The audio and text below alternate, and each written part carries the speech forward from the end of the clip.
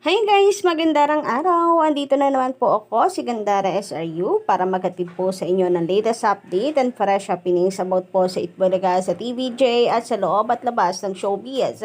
And for today's video, grabe, napakaganda po ng ating balita para po sa mga TVJ supporters sapagkat ang apila po na ipinasa ng Tape Inc. sa Court of Appeals ay denied, binasura at hindi po dininig. So, meaning to say, ang hiling nila na pagpapatigil ng titulong Itbulaga na paggamit ng TVJ ay hindi po binaboran ng korte. Meaning, patuloy pa rin po natin mapapanood ang Itbulaga ng TVJ sa TV5 sapagkat ang plano po ng Tape Inc. ay hindi po umubra. So, napakalakas ng laban ng TVJ. Ngayon, labas po lahat ng mga nagsasabi na empleyado lamang po ang TVJ ng Tape Inc. Lahat ng mga nagsasabi na ang kapal ng mukha ng TVJ na kunin at angkinin ang titulong Itbulaga, gayong host lang naman at empleyado lang naman sila ng Tape Inc. Pinapasahuran at pinapakain daw ng Tape Inc. Kung atin pong matatandaan na una na pong natalo sa Regional Trial Court ng Marikina ang Tape Inc. laban sa TVJ at ang kanilang iakyat ito sa Court of Appeals ang desisyon. Bakit nagkaganon? Bakit sila natalo sa RTC e nananatili pong talunan pa rin ang Tape Inc. laban po sa TVJ. So, ang Itbulaga, patuloy po natin yung mapapanood sa TV5 kahit na mag-request pa sila ng TRO. Samantala, Kaligya Tabaykas, trending nga po ito ngayon sa social media. Ayan, kung makikita po ninyo sa inyong mga screen, ayan, naglabasan po ang balita tungkol po rito sa pagbabasura po ng Court of Appeal sa apila po ng Tape Inc. Mukhang talagang totoo po ang balita sapagkat pati sa attorney Renato Bueno ay ipinost na rin po. Alam po natin na siya po ay napaka-active din po sa pagbabalita hinggil po sa kaso ng TVJ sa korte. So, sabi po dito ng kapatid insider, KI News, just in, binasura na ng Court of Appeals or CA, 4th Division ng hiling na Temporary Restraining Order or TRO ang production firm na Television and Production Exponent Inc. or TAPE laban sa desisyon ng Marikina Regional Trial Court or RTC Branch 273 na pumabor sa comedy trio na sina dating Senador Tito Soto, Vic Soto, and Joey De Leon para sa pangalang Itbulaga. Ito ay based sa ibinibang resolution ng 4th Division or ibinabang resolution ng 4th Division ng Court of Appeals sa ilalim ni Associate Justice Apolinario Brusilas Jr. The prayer for temporary restraining order is denied. At this time, there being no prima facie showing of a great and irreparable injury that will befall the applicants should in salary relief prayed for be not given based sa naturang desisyon. Wala pang pahayag ang kampo ng TVJ Production at Tape Inc. kaugnay dito. Grabe, ganda ng balita, no? Advance, pero sa ngayon ang aabangan naman natin ay statement po ng TVJ kung maglalabas pa ba sila ng statement patungkol po dito. Pero mukhang pagpapasalamat lamang pong post ang akin pong naamoy about dito dahil alam naman natin kung gaano ka-humble ang TVJ. Samantalang ang Tape Inc.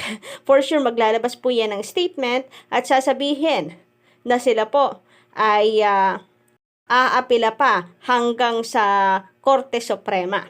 So, Kaligya Tabaykas, about dito, grabe. Kakasara lang po ng tahanang pinakamasaya. Wala pa nga pong statement kung ano nga ba ang ipapalit, ano po ang balak ng Tape Inc. at ng GMA Network kasi joint statement ang dapat pong lumabas, Kaligya Tabaykas. So, ayun na nga.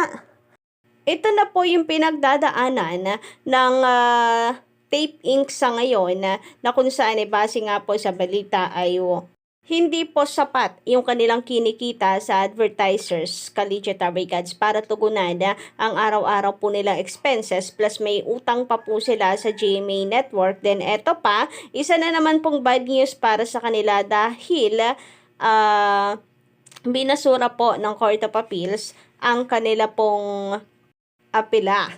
So ano kaya magiging desisyon ngayon ng Tape Inc? Patuloy pa rin kaya silang lalaban at ipaglalaban ng titulong Itbulaga or kanila na lamang pong iabandona ang laban na ito? Tanggapin na lang ang pagkatalo at tanggapin na TVJ talaga ang nagmamay-ari ng titulong Itbulaga since wala rin naman pong kasiguraduhan na mga cadaver gods na lalakas muli sila pag nabawi nila ang titulong Itbulaga sapagkat minsan na po nilang nagamit ang Itbulaga pero napapatao pa rin po sila ng TVJ. So meaning kahit papunta sa kanila ang Itbulaga, wala rin. Sa kangkungan pa rin pupulutin ang kanilang kumpanya dahil hindi naman po puso ng mga netizens ang nawagi po nila. Pero malay nyo ngayong araw mismo maglabas din ng statement at magbigay po ng pahayag ito pong si Attorney Maggie. Kasi usually naman ay nagbibigay agad ng pahayag si Attorney Maggie hinggil po dito. So kahit pahapyaw lang at hindi pa final statement. Pero naglalabas din po siya ng kanyang reaksyon. Ano naman kaya ang kanyang sasabihin? Nung nakaraan ay duda daw siya. Siya po ay battered hinggil po sa alam na raw ni Attorney Buko kung ano magiging desisyon ng Regional Trial Court sapagkat alam nitong sa January lalabas ang resulta na siyang naging dahilan Collegiate Records para pagdudahan po lalo na ng mga tape defenders ang TVJ na niluto po ang laban.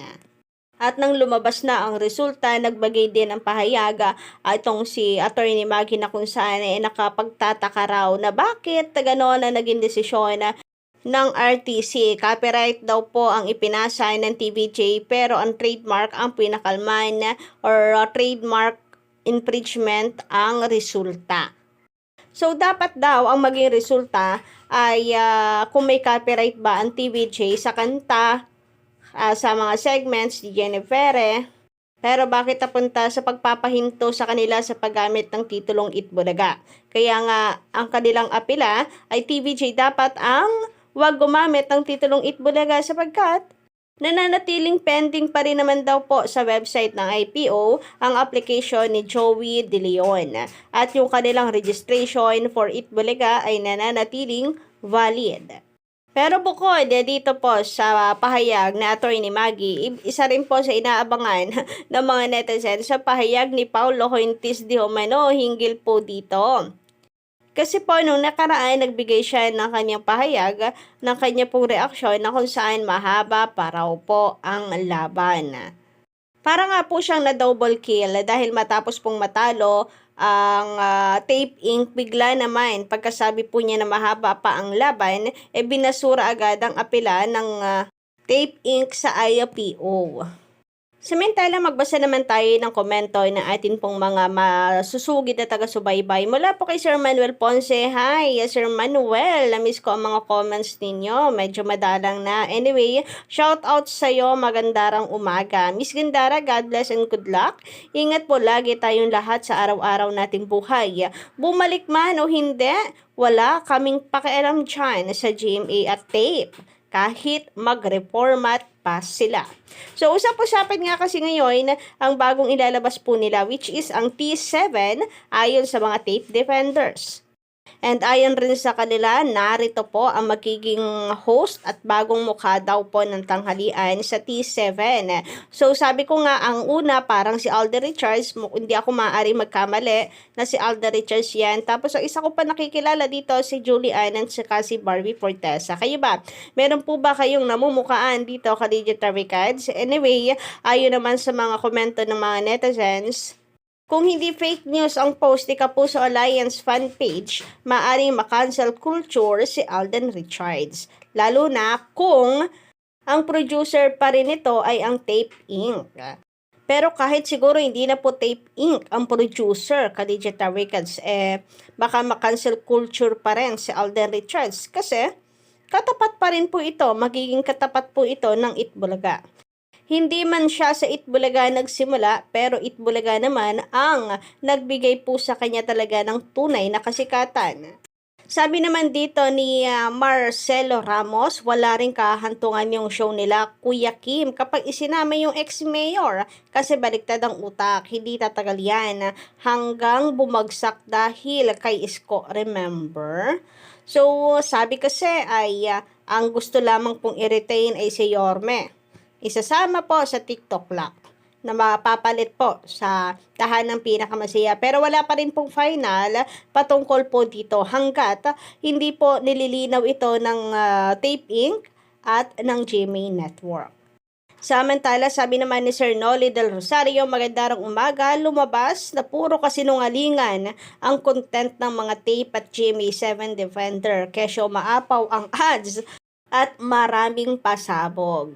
Nako, yun na nga ang daming ads. Pero, nag-last day na agad after lamang po ng 2 months. Grabe nga yun. 2 months lang, nagsara po agad. Mas maigi pa yung It's Your Lucky Day, di ba? At least alam po natin na 2 linggo lang talaga sila dahil temporary lang sila. Pero ang tahan ng pinakamasaya, alam naman po natin na they are rooting na sila po ay 45 years na.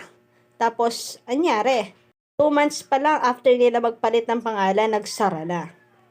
So, yun lang po ang ating update para po sa umagang ito. Don't forget to click the subscribe button and notification bell para po sa iba pang mga balita.